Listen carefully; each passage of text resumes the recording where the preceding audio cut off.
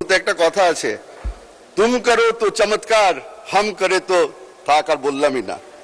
British boarding স্কুলের product হলে উর্দু ভালো জানেন। সবার আগে বাংলাদেশ, সময়ের প্রয়োজনে সত্যের সন্ধানে অবিরাম পথ চলা আমাদের। আমরা স্বপ্ন দেখি আগামীর এক সুন্দর বাংলাদেশের, যেখানে সত্য ও সঠিক তথ্য পৌঁছাবে প্রতিটি মানবাসাই আমাদের অনুপ্রেরণা। দেশ গড়ার প্রত্যয়ে আগামীর বাংলাদেশ নিয়ে আমরা আছি আপনার পাশে। ইমরান টিভি, সত্যের সন্ধানে সবার আগে বাংলাদেশ। একটা কথা আছে, তুম করো তো চমৎকার, হাম করে তো থাক আর বললামই না। ব্রিটিশ বোর্ডিং স্কুলের প্রোডাক্ট হলে উর্দু ভালো জানেন। আমার বাবা বলেছিল, a budget is a moral document, for it reveals not only what a government can afford, but it also chooses to value. মাননীয় স্পিকার, আপনাকে ধন্যবাদ। আমার বাজেটের উপরে আলোচনা শুরু করার আগে আমি আপনাকে একটু বলে রাখি, আমি বর্তমানে একটু কনফিউজড আছি। বেশ কয়েকদিন ধরে আমাদের বিরোধী দলের নেতাদের অনেকগুলি স্পিচ শুনলাম, শুনে একটা জিনিস বুঝতে পারলাম যে যখন আমাদের অর্থমন্ত্রী কোনো বড় ধরনের প্রজেক্টের কথা বলে তখন ওনারা নারাজ হন, কারণ বাজেটটা অনেক বড় হয়ে যাচ্ছে।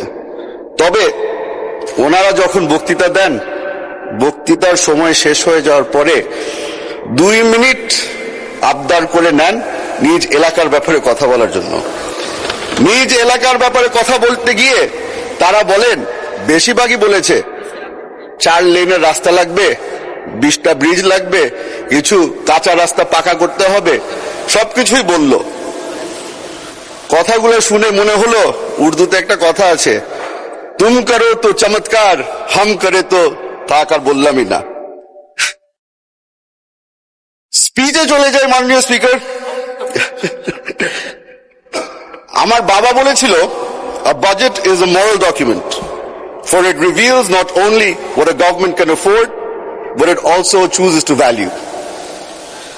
আপনাকে আজকে বলে দিতে চাই, মাননীয় প্রধানমন্ত্রী তারেক রহমান সাহেবের সরকার আমাদের হিউম্যান রিসোর্সেস ডেভেলপমেন্টকে সবচেয়ে বেশি প্রাধান্য দিচ্ছে।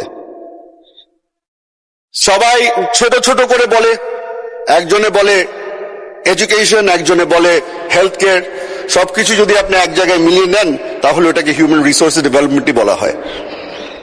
এখন এই জায়গাটায় যখন আমি আসি, আমাদের টেকনিক্যাল এডুকেশনের ব্যাপারে প্রথমবারের মতো আমি শুনতে পেরেছি যে বাংলাদেশ জাতীয়তাবাদী দলের সরকার একটি বড় অঙ্কের বাজেট আমরা তৈরি করেছি এই সেক্টরের জন্য। আমি তার কারণে ধন্যবাদ জানাই মাননীয় অর্থমন্ত্রীকে। মাননীয় স্পিকার, এই বাজেটকে ডিসক্রাইব করার সময় বিরোধী দলের নেতারা এটাকে বলেছে রিস্কি, ওভার অ্যাম্বিশাস, একবার বোধহয় শুনেছিলাম একজন বলেছিল ফ্যান্সিফুল। এখন গতকালকে আলাপ আলোচনার সময় আমার পিছনে একজন আমার নিজের দলের একজন নেতা বলেছিল এটা একটা সাহসী বাজেট। এখন আপনি হয়তো শুনে সাহসী কেন বললাম, উনি বলেছিল আপনি চিন্তা করছেন, তবে আমি একটু ব্যাখ্যা দিয়ে রাখি। আমার প্রধানমন্ত্রী আইনমন্ত্রী এনেছে চট্টগ্রাম থেকে, সাহসের কমতি ওখানে কোনো সময় হয় না। আলহামদুলিল্লাহ। আইনমন্ত্রী না, অর্থমন্ত্রী। সরি, অর্থমন্ত্রী। মাননীয় স্পিকার, আমি আপনার থেকে বেশি সময় নিব না, কারণ আমার নিজ এলাকারও কিছু বিষয় আপনার সামনে তুলে ধরতে চাই যেটা ন্যাশনাল ইম্পর্টেন্সের সাথে চলে আসে। আমাদের বিরোধী দলের অনেকেই বলেছে যে আমাদের ট্যাক্স কালেকশন নিয়ে অনেক জায়গায় আমাদের ঘাটতি আছে। ওনারা আমাদেরকে বারবার করে প্রবলেম দিচ্ছে, সলিউশন দিচ্ছে না। আমি আজকে ছোট একটা সলিউশন নিয়ে এসেছি। রাঙ্গুনিয়া চট্টগ্রাম 7 আসনের সবচেয়ে বড় সমস্যা বর্তমানে হচ্ছে অবৈধ বালি এক্সট্রাকশন। এটা হয়তো আমাদের এখানে সংসদ সদস্য অনেকেই আছে যাদের এলাকায় একই ধরনের সমস্যা ঘটছে। আমি একটু, অনেকে বলেছেন আপনাকে যে এই বাজেটটা খালি প্রফিট অ্যান্ড লসের ব্যাপার না, আমি একটু প্রফিট আর লসের ব্যাপারে আসি।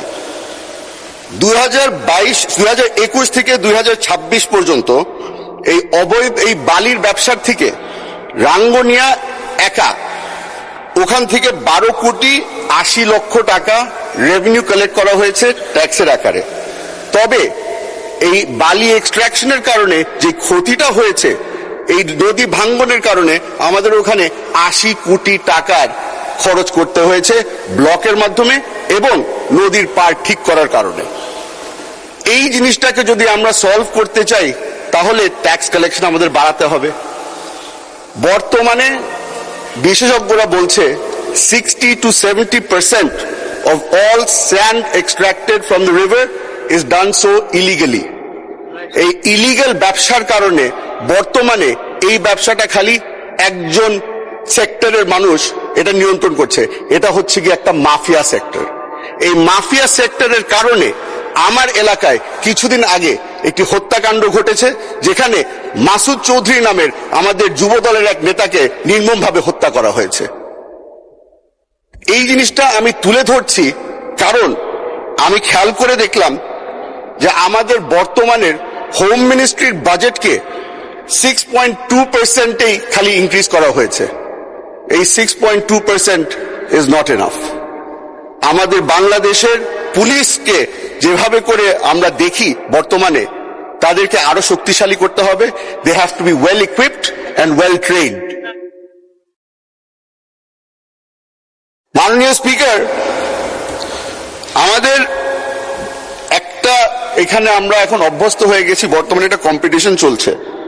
কম্পিটিশনটা হচ্ছে গিয়ে কে কত ভালো আরবি বলতে পারে, কে কত ভালো আয়াত মুখস্থ করে বলতে পারে।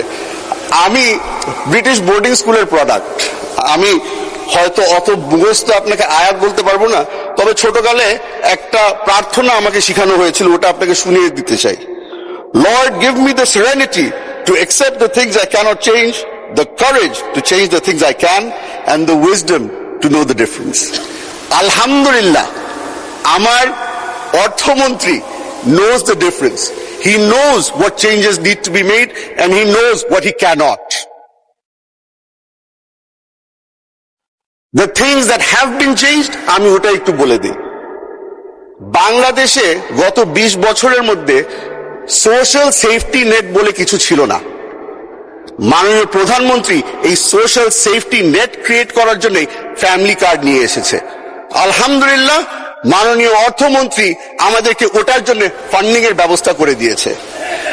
The things we can't change, আমাদের বাংলাদেশে ওনারা বারবার করে বলছে ট্যাক্স কালেকশনের উপরে আমরা নির্ভর। আমি ট্যাক্স কালেকশনের উপর নির্ভর না, আমি এফডিআই এর উপরে নির্ভর। আমি যে ব্রিটিশ বোর্ডিং স্কুলের প্রোডাক্ট হলে উর্দু ভালো জানেন, আরো 2 মিনিট বাড়ানো হলো। মাননীয় স্পিকার, এখানে বসে বসে অনেকখানি উর্দু শিখে ফেলেছি। মাননীয় স্পিকার, ফরেন ইনভেস্টমেন্ট আনার জন্য, ফরেন ইনভেস্টমেন্ট এর যারা যারা ইন্টারেস্টেড আছে তারা বারবার করে একটা জিনিসই খুঁজে, স্টেবিলিটি। এই স্টেবিলিটির কারণেই মাননীয় অর্থমন্ত্রী আমাদের কর্পোরেট ট্যাক্স বাড়ায়নি। মাননীয় অর্থমন্ত্রী knows exactly where to make the change and where not to make the change. ওটার জন্য আমি ওনাকে ধন্যবাদ জানাতে চাই। মাননীয় স্পিকার, আপনাকে বলেছিলাম বেশি সময় নিব না, তবে একটা জিনিস বলে আমি শেষ করতে চাই। আমাদের বিরোধী দলের বন্ধুরা বারবার করে বলে যে এই বাজেটটা অনেক বড় হয়ে গেছে, অনেক বড় হয়ে গেছে, মোটা বাজেট দেওয়া হয়েছে। সেই কারণে একটা মজার একটা জিনিস বলে দিতে চাই। I ask the opposition not to judge this budget on its waistline, but on its backbone. আমাদের অর্থমন্ত্রী এমন একটা ব্যাকবোন বানাতে চেষ্টা করছে যেটার উপরে আমরা নেক্সট 5 বছরের ডেভেলপমেন্ট আমরা দাঁড়া করাতে পারি। মাননীয় স্পিকার, আপনাকে ধন্যবাদ। আসসালামু আলাইকুম।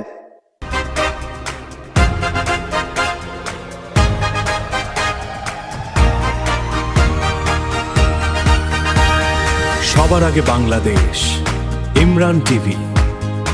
আপনার আস্থা আমাদের পথ চলা। ইমরান টিভি, সত্যের সন্ধানে সবার আগে বাংলাদেশ।